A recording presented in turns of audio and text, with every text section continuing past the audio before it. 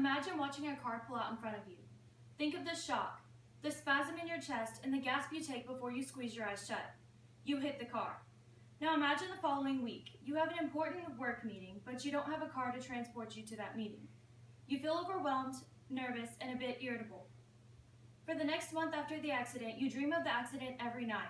You feel the impact of your car hitting the other car, your body being thrown around like a rag doll because you were too careless to wear your seatbelt. You feel the tension in your chest from seeing the car pull out in front of you and from hitting the car. You experience all three types of stress. Seeing the car pull out in front of you gave you acute stress, while the following week being stressed about the wreck again is an example of episodic stress.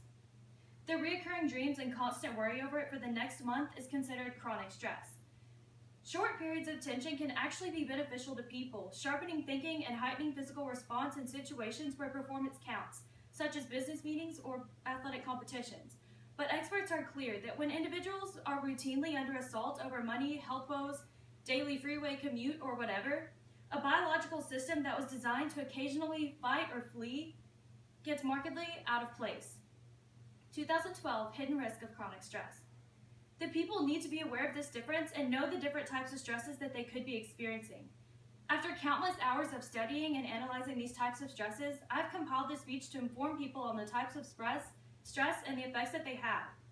Today we'll look at three types of stress that affect people.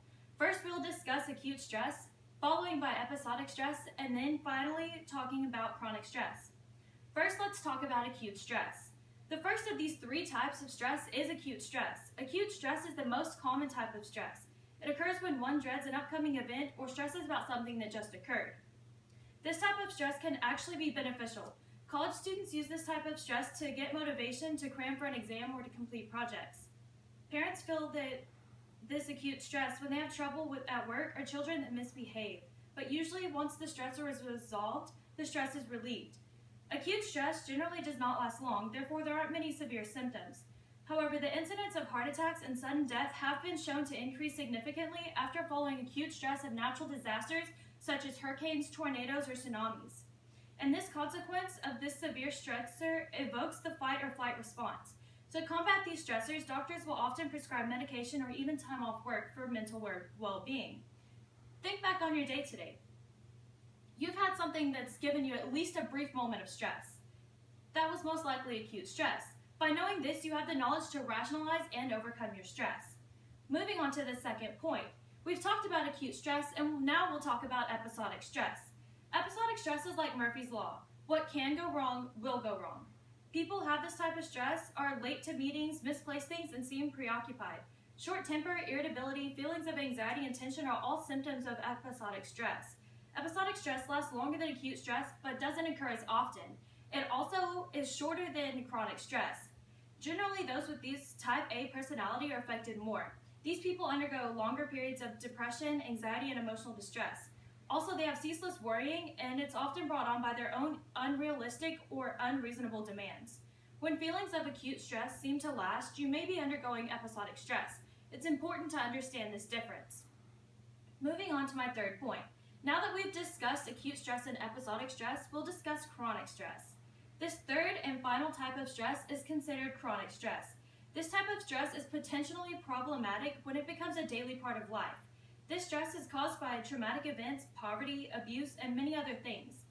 Chronic stress releases hormones that steadily poison the body, spreading biological changes like a wildfire. This type of stress leads to heart attacks and high blood pressure.